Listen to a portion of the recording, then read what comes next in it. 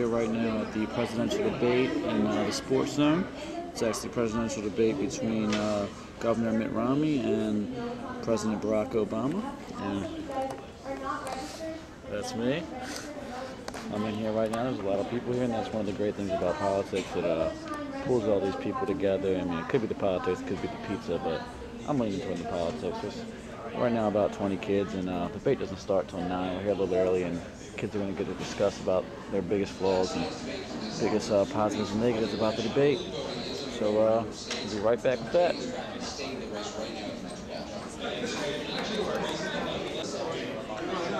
Right now, all the kids are watching off that screen right there. It's a whole bunch of the I know my film is not that good. It's all red, white, and blue. We got everything going on, bringing everybody together. But right now, I feel like everybody's just waiting for the pizza. But the debate starts soon, and we're going to start going over some of the controversial items, issues, all that going on foreignly and domestically. I wanted to emphasize on one more thing before this whole debate gets started, and that's one of the other great things about this school and this whole opportunity to get together and discuss politics, and that is this right up here, voter info and registration. If you're not out to vote and you're even sitting at this debate and you haven't registered yet, which yes I have, and why would you can't even put your input into politics. Why even be interested in political science or anything of that sort, even a debate, if you haven't registered to vote?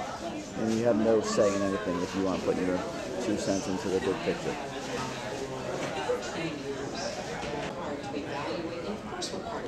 Right now, just some people going over pre-debate topics. Everybody's conversating, going over what they think about the issues right now. I am. We're going to try to get home in time to be sure that I see every minute of it. You've debated President Obama.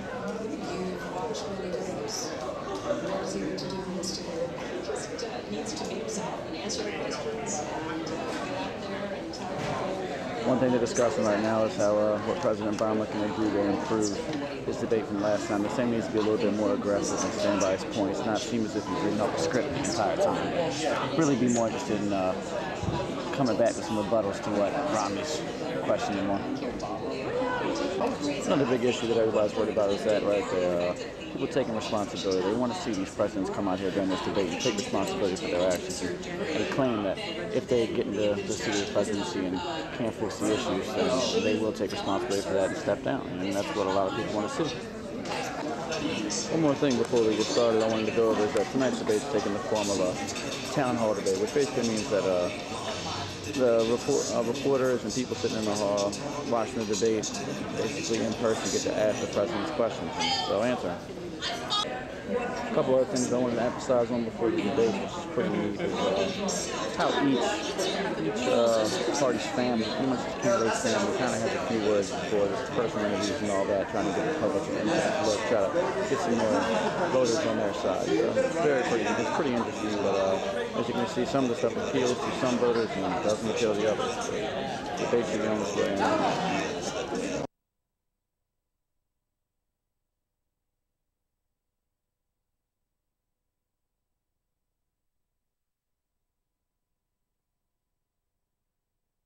Okay, the debate's only a couple minutes away, and I just wanted to clarify that I'm sure my voice isn't coming out too good in this, and I'm sure you really can't hear me that good, so I'm really going to do a lot of watching from here on out and then summarize it up afterwards. But as you can see, it's a lot larger of a turnout than there was before. A lot more people.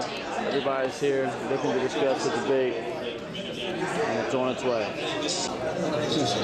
And there's the pizza and the presidential debate situation. This is the gigantic pizza line going on right now. The debate's about to start, and we're all looking forward to having a good time. To as many questions as possible, and because I am the optimistic sort, I'm sure the candidates will oblige by keeping their answers concise and on point. Each candidate has as much as 2 minutes to respond to a common question, and there will be a 2-minute follow-up. The audience here in the hall has agreed to be polite and attentive, no cheering or booing or outbursts of any sort. We will set aside that agreement just this once to welcome President Barack Obama and Governor Mitt Romney.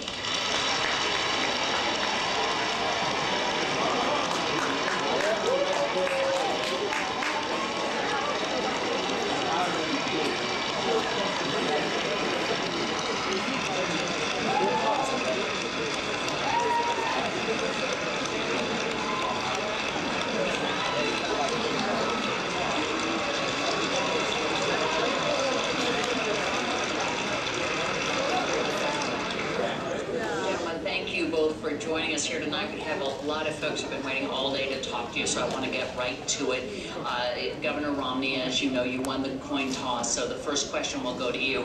And I want to turn to a first-time voter, Jeremy Epstein, who has a question for you. Mr. President, Governor Romney, as a 20-year-old college student, all I hear from professors, neighbors, and others is that when I graduate, I will have little chance to get employment. What can you say to reassure me, but more importantly, my parents, that I will be able to sufficiently support myself after I graduate? Thank you, Jeremy. I appreciate your question, and thank you for being here this evening, and to all the national here that have come. Thank you for your time. Thank you to Hofstra University and to Candy Crawley for organizing and leading this event. Thank you, Mr. President, also for being part of this debate. Your question is one that's being asked by college kids all over this country. I was in Pennsylvania with someone who just graduated. This was in Philadelphia, and she said, I got my degree, I can't find a job. I've got 3 part-time jobs. They're just barely enough to pay for my food and pay for an apartment. I can't begin to pay back my student loans. So what we have to do is 2 things. We have to make sure that we make it easier for kids to afford college, and also make sure that when they get out of college, there's a job. When I was governor of Massachusetts, to get a high school degree, you had to pass an exam. If you graduated in the top quarter of your class, we gave you a John and Abigail Adams scholarship, 4 years tuition free to the college of your choice. What's happened over the last 4 years has been very, very hard for America's young people. I want you to be able to get a job. I know what it takes to get this economy going. With half of college kids graduating this year without a job, and without a college level job, that's just unacceptable. And likewise, you got more and more debt on your back. So more debt and less jobs. I'm going to change that. I know what it takes to create good jobs again. I know what it takes to make sure that you have the kind of opportunity you deserve. And kids across this country are going to recognize we're bringing back an economy. It's not going to be like the last 4 years. The middle class has been crushed over the last 4 years. And jobs have been too scarce. I know what it takes to bring them back. And I'm going to do that and make sure when you graduate. When do you graduate? 2014. When you come out in 2014. The fact that you're making an investment in higher education is critical. Not just to you, but to the entire nation. Now, the most important thing we can do is to make sure that we are creating jobs in this country, but not just jobs, good paying jobs, ones that can support a family. And what I want to do is build on the 5 million jobs that we've created over the last 30 months in the private sector alone. And there are a bunch of things that we can do to make sure your future is bright. Number 1, I want to build manufacturing jobs in this country again. Now, when Governor Romney said we should let Detroit go bankrupt, I said we're going to bet on American workers and the American auto industry, and it's come surging back. I want to do that in industries, not just in Detroit, but all across the country. And that means we change our tax code, so we're giving incentives to companies that are investing here in the United States and creating jobs here. It also means we're helping them and small businesses to export all around the world in new markets. Number 2, we got to make sure that we have the best education system in the world. And the fact that you're going to college is great, but I want everybody to get a great education.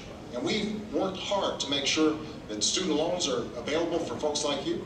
But I also want to make sure that community colleges are offering slots for workers to get retrained for the jobs that are out there right now and the jobs of the future.